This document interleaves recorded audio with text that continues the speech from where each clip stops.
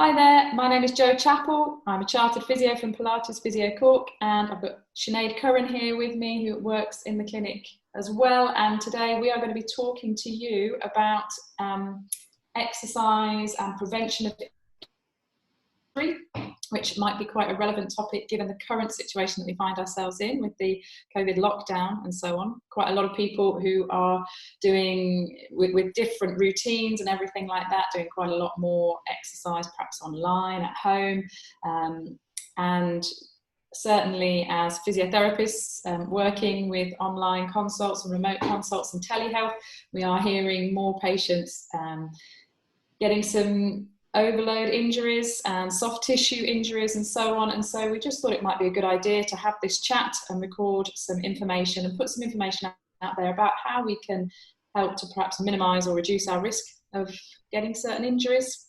And there's some basic bits and pieces that people can follow. And I suppose if we start just with things like, how much, Sinead, how much of sort of sports injuries and soft tissue injuries is just down to bad luck, or people might be too old or just too unhealthy? I mean, what's the context there? I mean, how much can be avoided? Well, in terms of luck, to a certain extent, we make our own luck. Not 100% of injuries can be prevented using the right techniques and the right strategies, but a lot of them can. And at the moment, it's brilliant that so many people are getting out walking and so many people are getting out running. And statistically, we're at our highest number of runners in Ireland at the moment, which is fantastic. Yeah. The other thing that's happened recently with this whole COVID lockdown business is we've gone from a 2-kilometre restriction in terms of exercising to a 5-kilometre restriction in terms of exercising, which is great and doesn't sound like all that much.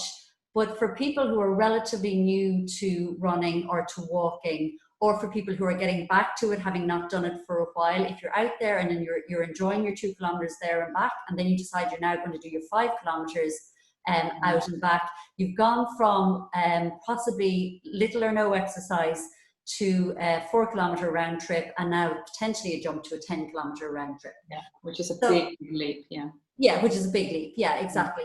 So with exercise and exercise-related injuries, your age, your illness, your experience, all really have very little to do with your injury risk.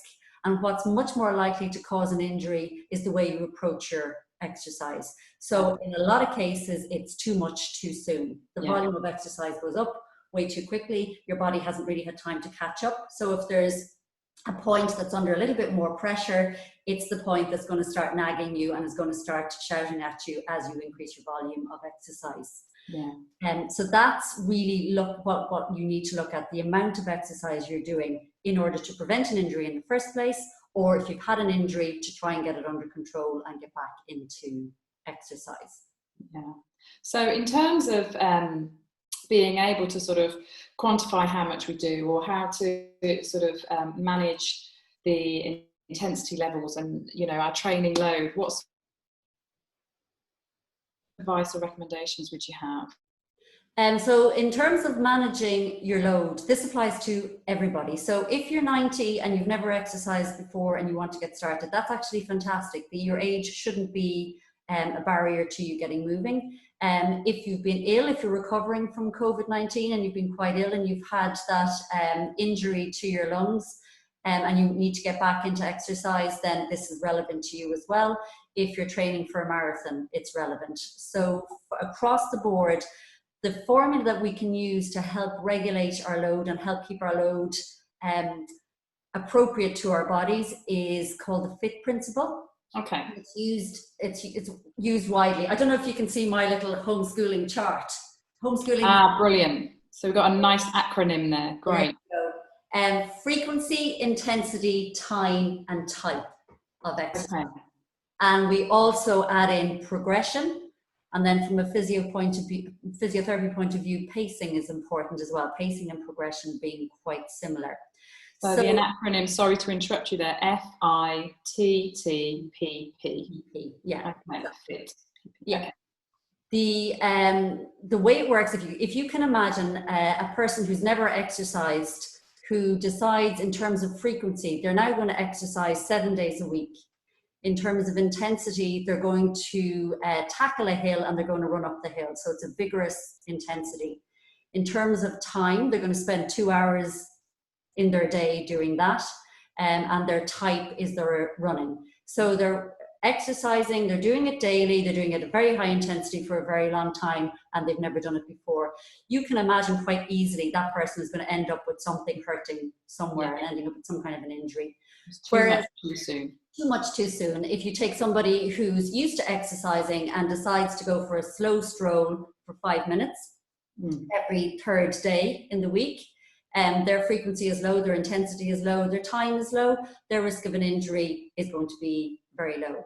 So measuring and balancing your frequency, your intensity, your time, and your type are really important. So type relates to the type of exercise you do, and where type is important is in terms of being able to stick with your exercise. So if you choose something like cycling, and you know you hate cycling, and you've got a bike in your garage and it's got layers of dust on it, the chances are you're not going to sustain that cycling. You're going to get sick of it. You might be fantastic for 3 weeks and then decide, can't stand cycling, or there might be a rainy day and it's your excuse to say no. Whereas if you really enjoy going for a walk, then walking can be your type. Walking is a very valid and a very useful exercise. Certain conditions, medical conditions or musculoskeletal conditions, would suggest that different people should be doing different types of exercise, but that's a whole other day's discussion. Just to get started, do whatever you enjoy, whatever you like doing. And then when you're progressing your exercise, that is very individual to you. So your progression is something that you would do slowly. So if you decide that you're doing your hill run, you're doing it 3 days a week, you've decided to go on a low hill, so it's not quite as hard, it's a moderate intensity rather than a vigorous intensity, and you're only going to spend about 15 minutes doing it each time, then as you're progressing, you can change one of those parameters at a time. So you can go to maybe 4 days a week, or stick with your 3 days a week, and maybe run on the flat, but run faster on the flat. Or keep your frequency and your intensity the same, but maybe stay out for a little while longer. So you're only changing one parameter at a time. You're giving your body the opportunity to just assess and see, I'm able for this, I can manage this, I can handle this. And then you look at changing another parameter. So you change one of frequency, intensity, time at a time. And then if you do overdo it, if you do find you're getting a niggle in your calf muscle or your hip or your back or wherever it happens to be, you can very easily say, it's because I spent too much time yesterday and I need to cut back on my time again. I'm not ready to progress yet. I would also suggest as well, when you start your progression, that you're conservative, that you do it slowly, and you always give yourself a rest day afterwards so that you have a chance to assess how this is affecting your body. If it's having no effect on you whatsoever and you really enjoyed what you did the day before, then I'd stick with that for a little while, maybe a week, week and a half, and then look at changing another one of the parameters. So the key really is that it's just giving you the ability to sort of identify the variables that are there with any level of exercise that you do. Yeah. And then being able to almost sort of quantify or identify, how much of whichever variable you're doing. And then you can really sort of analyze and assess and see which one variable you might then change. And if there is a problem, or if you notice there is a bit of discomfort or a bit of a niggle, that you've then got that information that you can use to sort of do something different the next time and allow your body that recovery time. And so, because a lot of what we're seeing at the moment is, just repetitive, it's overloading, that's up too much too soon, and literally going from sort of, no real regular intense exercise to just too much overload and not giving the body that chance. But that's a really nice sort of way of being able, that principle is a really nice way of being able to sort of identify your parameters or identify the variables. Yeah. Sort of quantify it and change it one at a time. And really it probably sounds a bit more complicated than it actually is. but it's not complicated. It's relatively straightforward. It just requires a bit of patience. Yeah. And a lot of people who want to get fit want to be fit yesterday. Yeah. That ends up being trying to do that sprint rather than the marathon when it comes to fitness ends up being counterproductive, because it's almost inevitable, like the guy doing 7 days a week running up a steep hill, you're inevitably going to get an injury, and then you're possibly going to be 6 weeks out of your exercise. And then when you start back into your exercise, you'll have to start with the FITT principle again anyway. So it's a sensible, reasoned approach to exercise.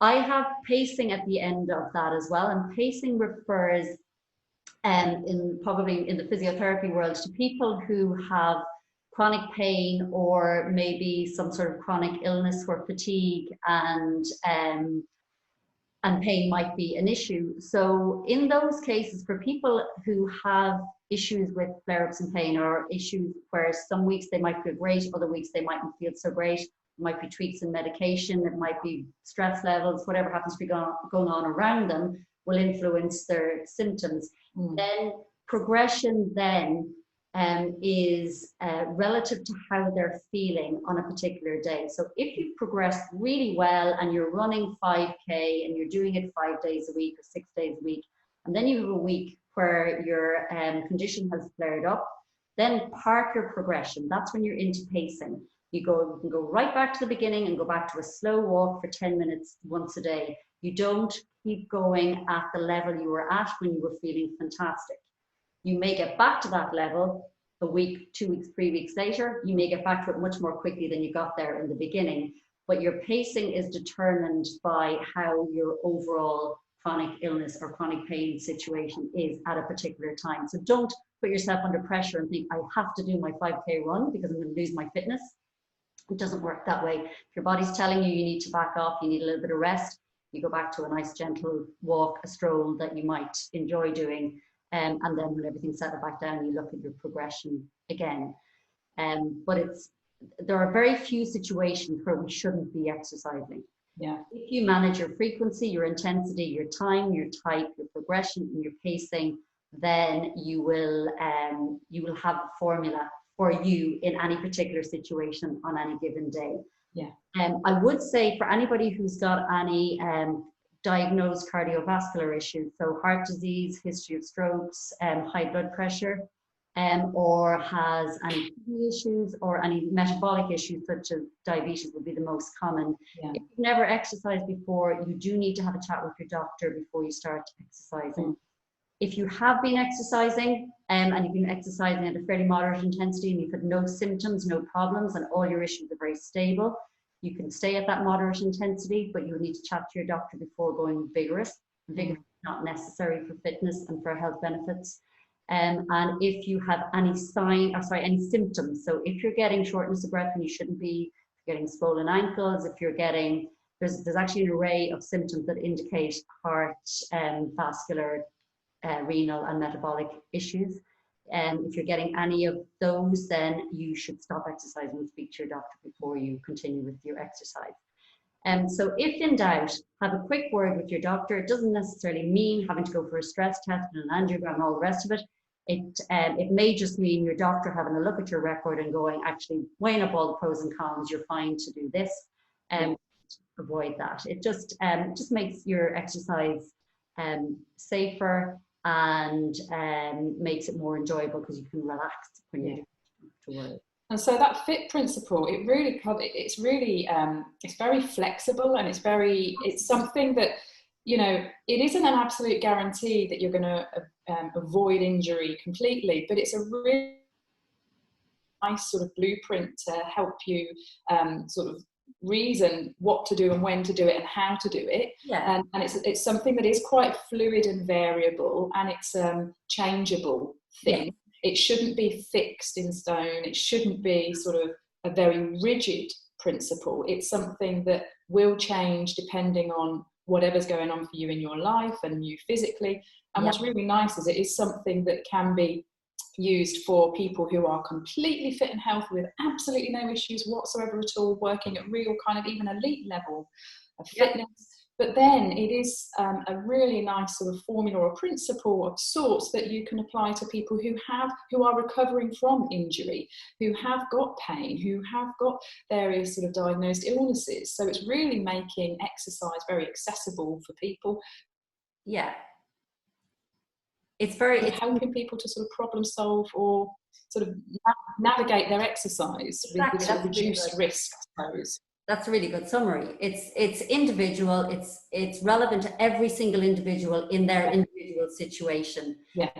And soft tissue injuries are potentially a risk of exercise, but they're not the end of the world. It doesn't mean that the exercise is not for you or you shouldn't have been exercising. It just means you need to tweak. And if you have your formula, you can look back and see that's maybe where I need to roll in a little bit.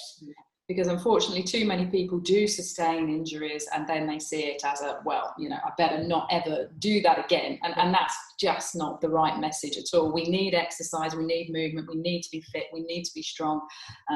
We just need to know how to navigate that, which, you know, especially under times like this is probably, no, it's not more important than ever before, but perhaps we just need to get the message out there a bit better, I'd say. I mean, to be fair, Sinead, there's things that we've touched on, and covering the FITT principle is fantastic, but it's just made me think of all these other things as well, in terms of scaling exercise, in terms of even in terms of recommendation for the amount of exercise and type of exercise for different people. We're going to have to do this again, and we're going to have more chats.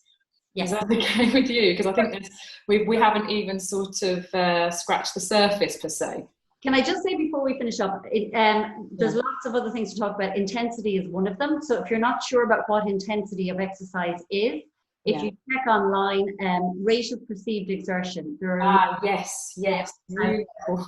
So if you want to see what moderate intensity exercise is, how it should equate to how you feel, have a quick look online at rate of perceived exertion scales, and that will give you a little bit of info. And I think that's a really important point, actually, because that is very much individualized, isn't it? So what is challenging, what is hard, what is intense for me will be very different for you and very different for the next person. But we need to be able to determine what is that intensity for us. So that's a really good point, actually. So that's the rate of perceived exertion. Rate of perceived exertion, and you'll get it on Google Images, or you can actually read about it, but you don't even have to read, just get the images and it'll give you plenty of as a reference point for your intensity scale. Brilliant. Thank you very much, Sinead. That's been brilliant. I really appreciate your time today. Thank you. Thank you. Talk soon. Take care. Bye-bye.